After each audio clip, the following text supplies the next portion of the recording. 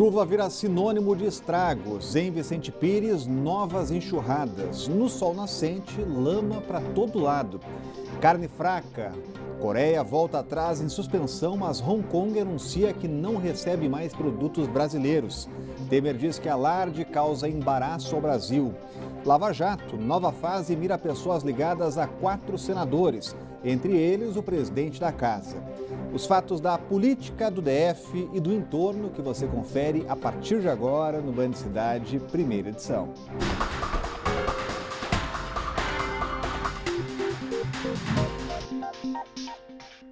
Olá, uma boa tarde a você. Cenas que já viraram rotina. Basta chover para os moradores de Vicente Pires ficarem desamparados. Em menos de uma semana, 2 temporais e incontáveis prejuízos. A chuva de ontem também transformou o sol nascente em um mar de lama. Veja só.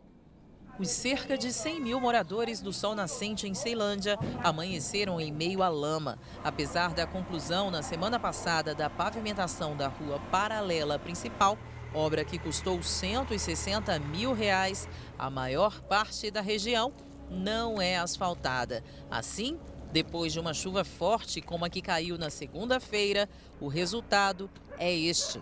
Mário mora no Sol Nascente desde 2006 e não vê muita melhora na região. Eles dizem que vai fazer e estão deixando nós aqui. Então, acaso aqui, nós estamos aqui a mercê da chuva e da poeira e da lama. Nem todos os lugares do Sol Nascente têm coleta de lixo. Aí, os moradores se viram como podem. Alguns tentam conscientizar as pessoas de que lixo nas ruas é ruim para toda a população.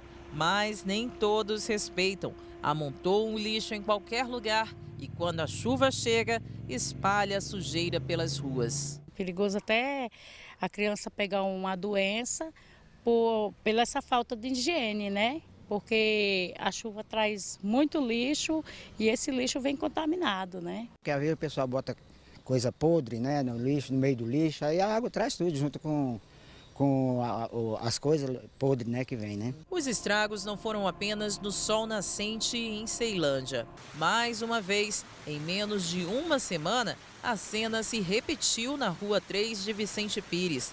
Este motorista teve de encostar o carro para que não fosse arrastado pela força da água. Eu tô falando, eu tenho que comprar uma prancha, ninguém acredita em mim. Nesse outro vídeo, dá para se ter ideia da dimensão da enxurrada. A água cobriu os pneus dos carros e o comércio foi invadido pelo aguaceiro. A chácara 39B, também na Rua 3, onde 4 muros foram derrubados na quinta-feira passada, voltou a ser atingida pela enxurrada. Vamos agora às respostas da Secretaria de Infraestrutura. Em Vicente Pires, estão sendo investidos R$467 milhões em obras de drenagem pluvial e de pavimentação. O trabalho só deve terminar em 2019. Sobre os estragos no Sol Nascente, a Secretaria esclareceu que a drenagem vai ser feita em 3 etapas. 2 começaram em 2015 e terminam em 2018. A última aguarda licença ambiental. E apesar dos estragos causados pela chuva, os reservatórios que abastecem o DF não subiram tanto de ontem para cá. Santa Maria está em 48% e o Descoberto em 46,17%. O racionamento atinge as regiões do Sudoeste, Octogonal, setor de indústrias gráficas, Esplanada da Torre, condomínios do Jardim Botânico, Taguatinga Sul, Arniqueiras, Riacho Fundo 1 e Guará. Já a lista de amanhã está no site caesb.df.gov.br.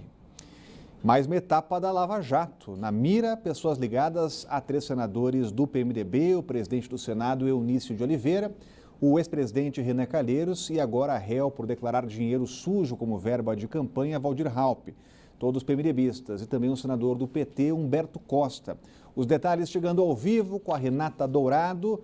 Mais uma operação da PF na rua e ligado à Lava Jato, né, Renata? Boa tarde. É isso, Rodrigo. Muito boa tarde para você, para o Cláudio, para todos que estão aí nos acompanhando. O nome dessa etapa aí é chamada etapa satélite. Por quê? Porque estão sendo investigadas pessoas que estão ao redor desses senadores que foram citados aí por você.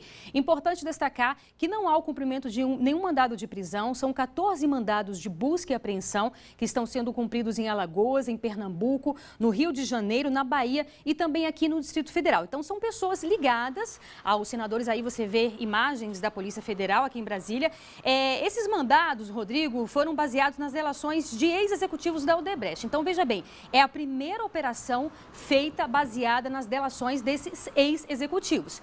A gente lembra aqui que o Procurador-Geral da República recentemente mandou ao Supremo, ao ministro Edson Fachin, aquela lista do Janot, pedido de 83 aberturas de inquérito, só que, na verdade, esse documento sequer chegou ainda às mãos do ministro Edson Fachin. A expectativa é que chegue hoje. Portanto, essa operação que a gente está vendo aí, essas imagens, foi um pedido anterior a essa lista do Janot. Ou seja, a gente percebe que, de fato, desde que essas delações foram homologadas pela presidente do Supremo, a Procuradoria-Geral da República não para, né? Então, tem essa lista, mas tem muito mais aí, muito mais coisas andando. Aqui no Distrito Federal também, esses mandados foram cumpridos na empresa Confederal, que é uma empresa de transporte de valores, empresa que seria ligada ao presidente do Senado, Eunício Oliveira. Então, o advogado de Eunício Oliveira emitiu uma nota dizendo que o presidente do Senado tem convicção de que a verdade vai prevalecer. Esclarece que em 2014, quando ele foi candidato ao governo do estado do Ceará, de fato ele autorizou que fossem solicitadas doações, mas tudo dentro da lei.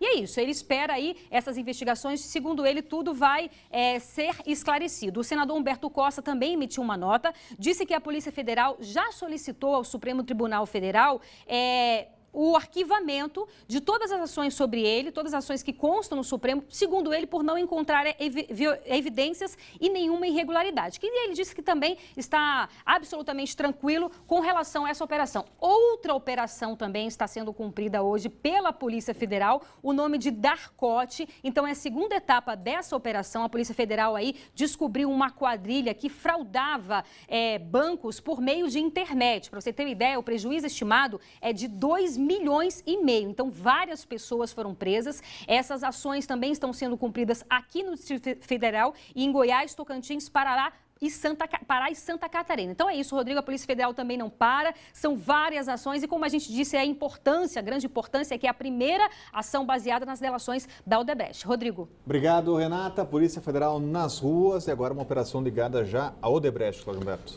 Sem dúvida nenhuma. O fato é que o ministro Luiz Fachin, que é o relator da Lava Jato no Supremo Tribunal Federal, abriu a sua caixa de ferramentas e começou a atender os pedidos de investigação da Procuradoria-Geral da República, porque se essa ação de hoje é baseada em depoimentos de delação premiada da Odebrecht, são estes exatamente os depoimentos que foram muito recentemente homologados pela ministra Carmen Lúcia, após o falecimento de Teori Zavascki, e agora compulsados, estudados pelo relator, o ministro Luiz Fachin.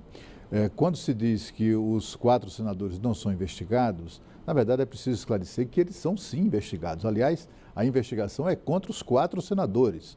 Nesta operação de hoje, não há endereços particulares, pessoais dos senadores entre os alvos da operação.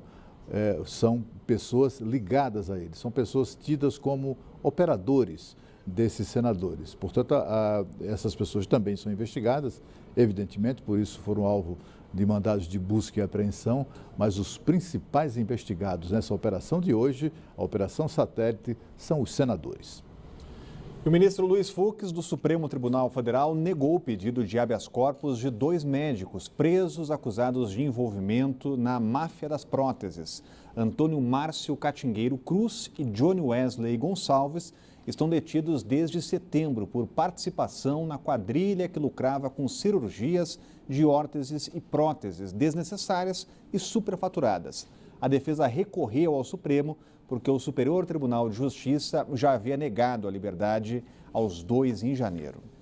E a seguir, salas de madeirite, vazamentos e teto que pode desabar. Não é uma casa em área de risco, mas sim uma escola de Planaltina. É o que você vê logo depois do intervalo.